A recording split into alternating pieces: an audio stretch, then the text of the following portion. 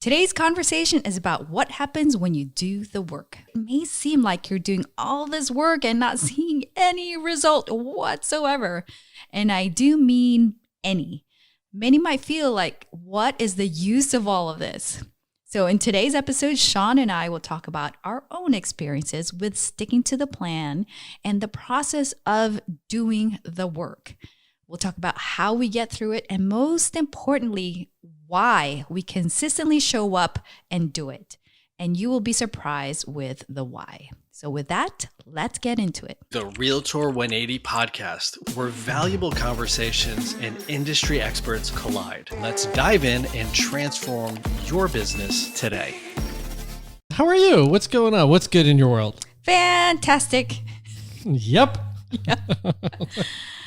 I am gearing up to teach my course or my class at Stanford. It is winter quarter, and I am starting it within a couple of weeks. Wow. That's a big one. It's the biggest class I've ever taught. No kidding. Yeah, I'm surprised because this time around it's virtual. I'm not on campus.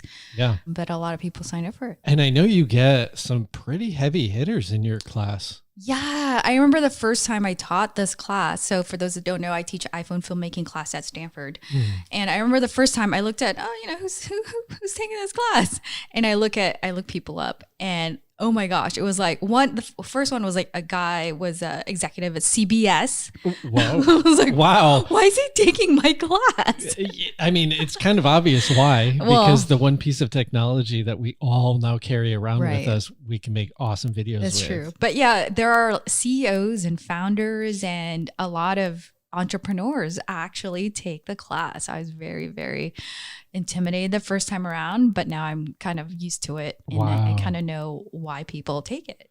That's actually a really nice tee up for our next episode, which we're going to talk about creating just really good video content and why that is we so will definitely get important. into that. Yep. And I feel like that's such an important thing. And of course, we'll be talking about it on the next episode. Yes. So but for this episode, for those realtors out there, for accountants, solopreneurs, anyone for that's financial got a business, advisors, like anybody who needs to grow their business, i.e. interact with other people, this is basically the episode.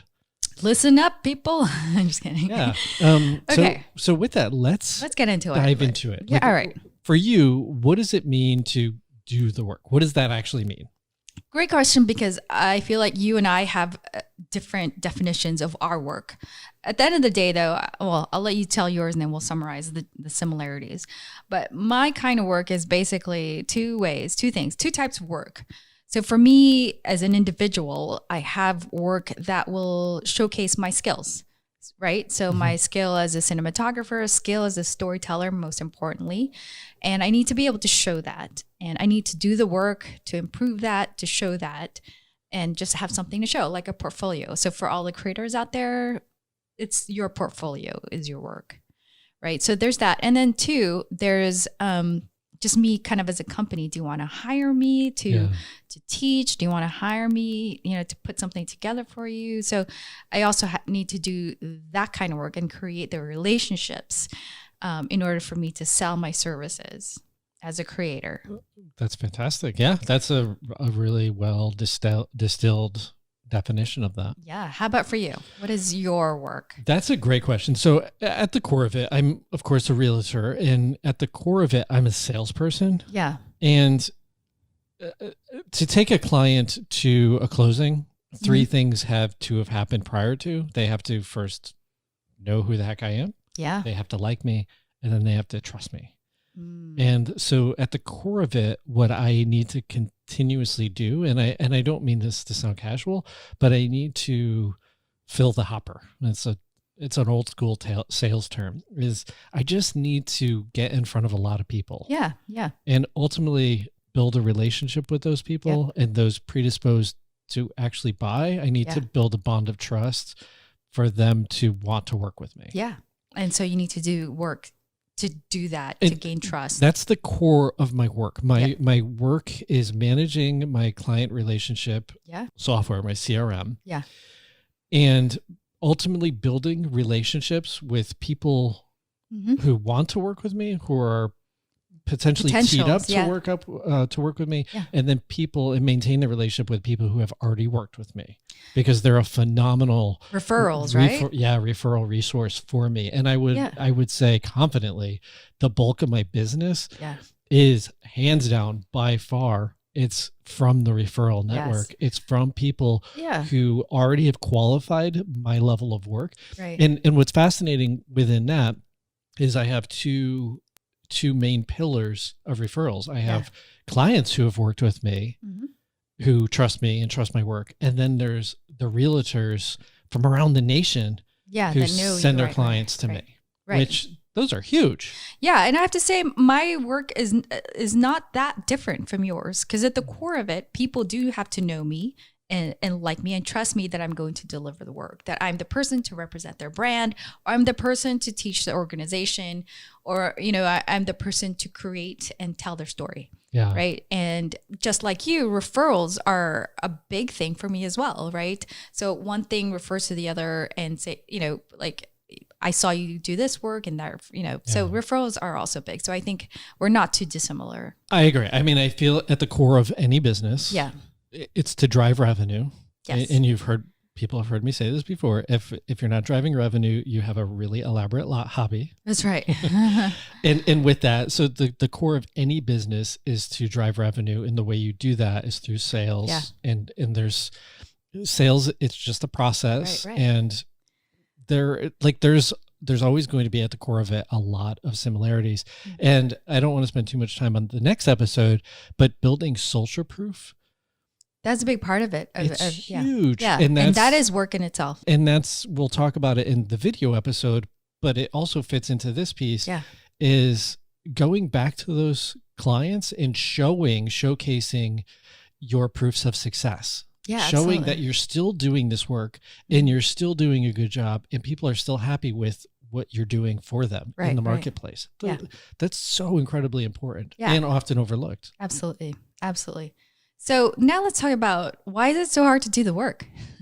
How come not everybody is so happy to do it? Or why is it hard? I think there's two reasons, is my opinion.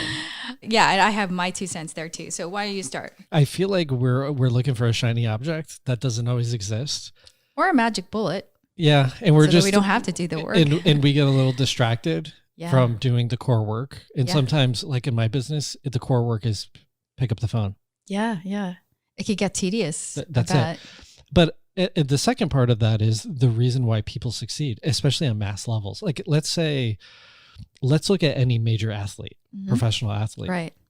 What's celebrated in public is often practiced in private. Absolutely. I absolutely believe in that. For a long time. Yeah. And I think what we see, the athletes, let's say, that are, Lakers playing at Staples Center, we see them for just a couple of hours at a time playing the game. Correct. But we don't see, before the basketball season starts, they have done a ton of practice, and they do their free throw practices. They miss, they try again, they miss, they try again. And it's drill after drill after drill after drill. And I'd say that's 90%. That is the work. That's the secret sauce. The secret sauce is to actually find the joy in the mundane. To find, if you're practicing that one throw 1,000 times, find the joy in doing that, and perfecting it, and becoming really good at it. So I live on a cul-de-sac, and there's the kid across the street who's younger. He set up a basketball hoop. Yeah. And that kid is out there all the time. Nice. Like, he's out there when it's cold, when it's rainy. Like, I hear that basketball at the most obscure times. Oh, wow. And it always makes me smile. Because he's doing the work. He's doing the work. Yeah. And he's not out there, like, there's no one yelling at him or coaching him or pushing him. He's out there because he just loves the game. And he I think loves it. That's what makes the work feel like not work. And I like to say, I think I was talking to you about this yesterday, was the things that I've been really successful at. It wasn't tedious to me to do the work. To me, I actually did not see it as work. I saw it as play. And, as a photographer, as a videographer, for me, doing the work is I'm playing. I am playing as I make a video. I am playing as I am taking photos, and I'm out there.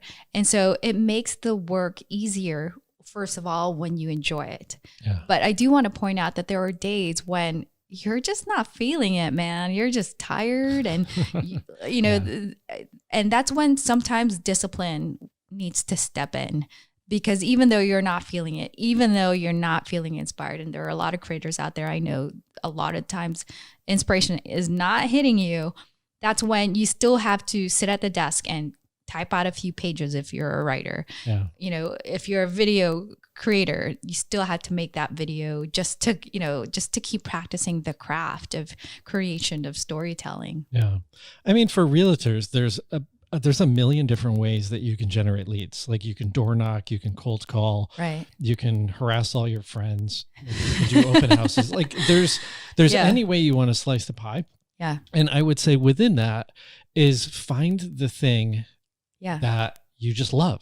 Like for me, granted I was outside of a pandemic when I was able to do this, but the thing that I found that I loved the most, and it fit best with my experiences and my attributes, was hosting open houses. Oh, I loved it. Yeah. And every time I would figure out how to do it a little bit better each time. Mm-hmm. And I would say after probably about 3 months of consistently hosting open houses, which is episode 21, being consistent. Yeah. Shameless plug. Of doing that consistently and then creating a follow-up system so I can build that relationship with those individuals and stay in flow with them and build that bond. Yeah. There was one specific open house on Green Street in San Francisco that I met an individual who bought a home for $2.67 million. Nice. Followed by, while I was under contract with that one, I got another set of clients in contract for 1.81. Amazing. Yeah. And I had those two escrows. Those were my two San Francisco closings, which is incredible. Like those are incredible numbers. But what it was I found that one thing that you're really good at, and you just did it, and you enjoyed it. Yeah. I would get excited about it. And I always thought when I go to an open house, that's game day. Like, that's when I get to shine and perform. Right. And I think, I think we're saying it, you know, doing the work can be hard, but it helps if it's something that you enjoy. So like you said earlier, there are multiple ways to gain leads, and you pick the one that you enjoyed, right? Mm-hmm. And similar for me, there are many ways to appear in front of clients and many ways to showcase my work, right? Sure. And for me, the way I choose to do it is to create videos and just storytell. And I believe that my work will just speak for itself. And similar to you with your hosting, you weren't like, okay, this one open house, my strategy is to gain, you know, these types of clients. No, you just went for it, you know, weekend after weekend, you showed up and you did the work. Mm-hmm. And just like you had success with yours and you were able to land those two clients, similarly, for me, the videos that I've created hundreds, and I never know which one is going to resonate and which one will lead to something. But for those of you that are finding it hard to do the work, a lot of the times it's because it feels like there's no hope and there's no end in sight. And then is it really worth anything? And it's the belief or lack of belief that, is this really going to amount to anything? And I think what Sean and I are trying to say is, yes, it will eventually. Just keep at it. And you don't know which one of those things it's going to do it for you. So for example, for me, I just want to highlight 2 videos that I made that actually amounted to something that I didn't expect, because I just make them, you know, and it's like, let them do what they need to do. Mm-hmm. I made this video about a CNN reporter whom I had just met because I was really impressed by him and how he got to be where he was. Yeah. And I made it about him, and then I sent it to him and I was like, hey, I made this video about you. And he was like, wow, amazing.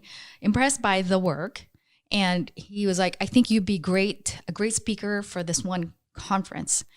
And then the conference organizer contacted me and I became a speaker for that one conference.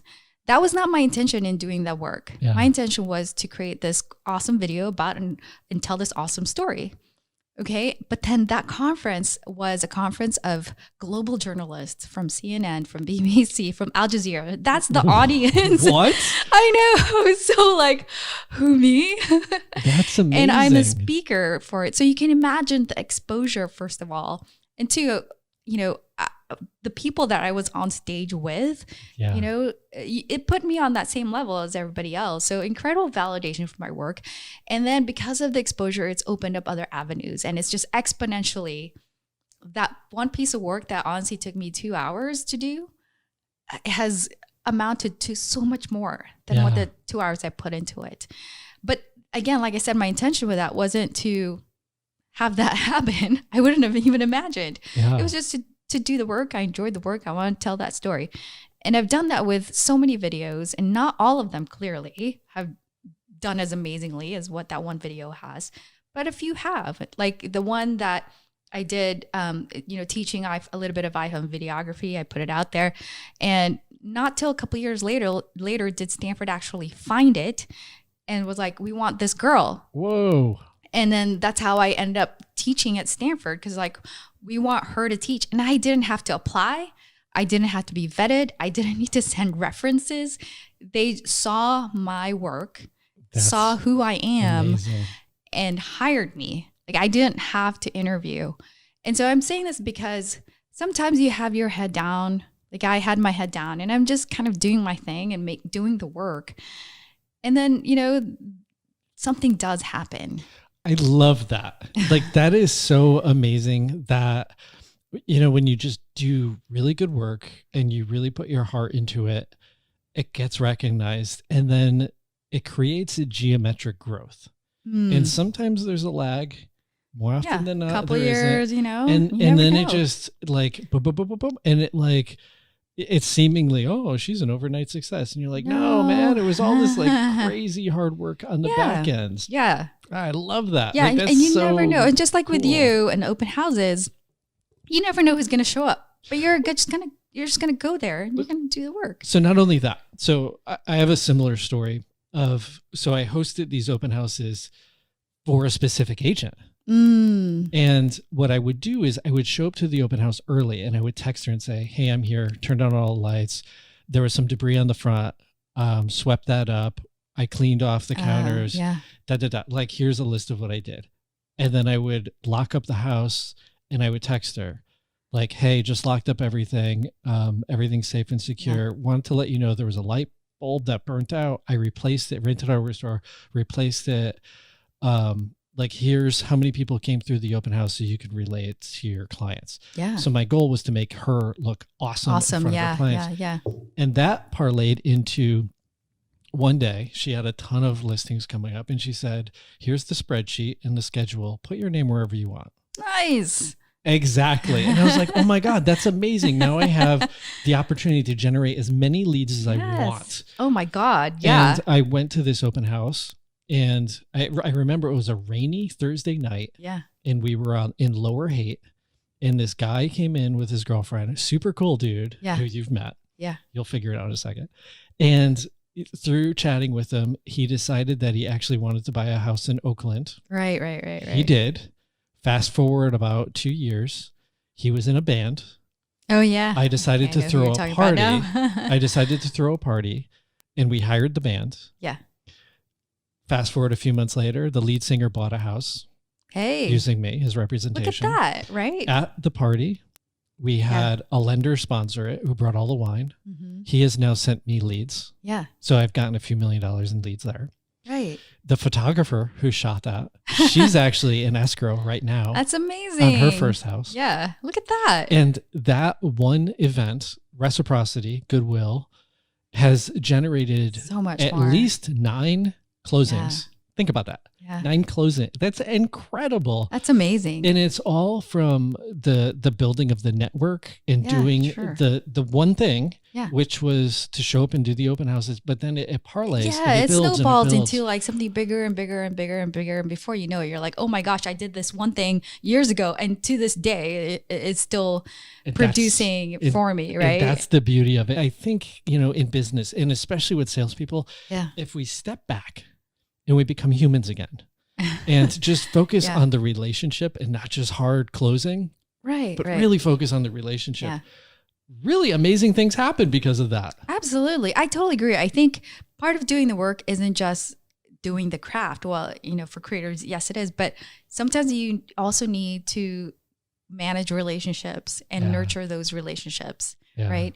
And because that's those relationships that will snowball into other relationships that eventually will be really key for you, right? And surprisingly, in my experience, in a very short period of time. Yeah. Like it's amazing when you just really authentically show up and do the core work within your business. Absolutely.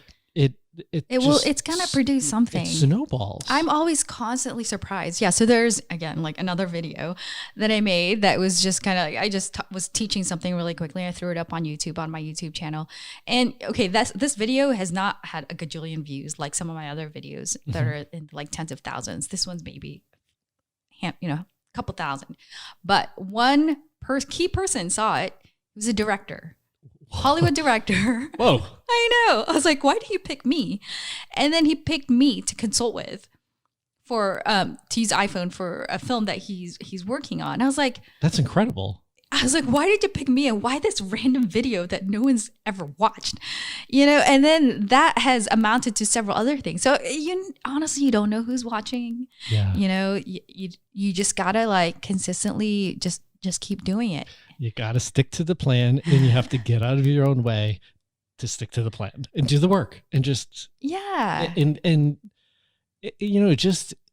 takes it's going to take some time and it's going to take some effort, but good things come from it. Yeah. I think good things come of it. If I could sum it up, I feel like there are two things very good things that could sum of it. One is what we have just been talking about is that eventually, it will lead you to be found or to connect with the right person and do those great things. But also at the same time, by you consistently doing the work, just like that 14-year-old, playing basketball at random obscure hours of the day, he is becoming better at his craft. So his craft is basketball. So for me creating videos, I'm getting better at storytelling and just editing and just that whole craft. And then for you sales, like if every time you pick up the phone, you're learning better and better how to connect, how to be a better salesperson. So there's no bad thing that can come out of doing the work. I completely agree. And I will also stack on that. And I've said this before, is sales is a perishable skill. And it's something that you just have to keep working on. Yeah. And picking up the subtle distinctions and moving it forward, because the art of sales is really, truly the art of communication. Yeah. And on that note. With that note, I hope that was helpful. If you know someone that this might help, needs encouraging to do the work, please share this with them so we can help them out. Until next time. Thank you for joining us on today's episode of Realtor 180, where industry experts elevate your business. Be sure to subscribe and share this episode with a friend. Until next time, keep thriving.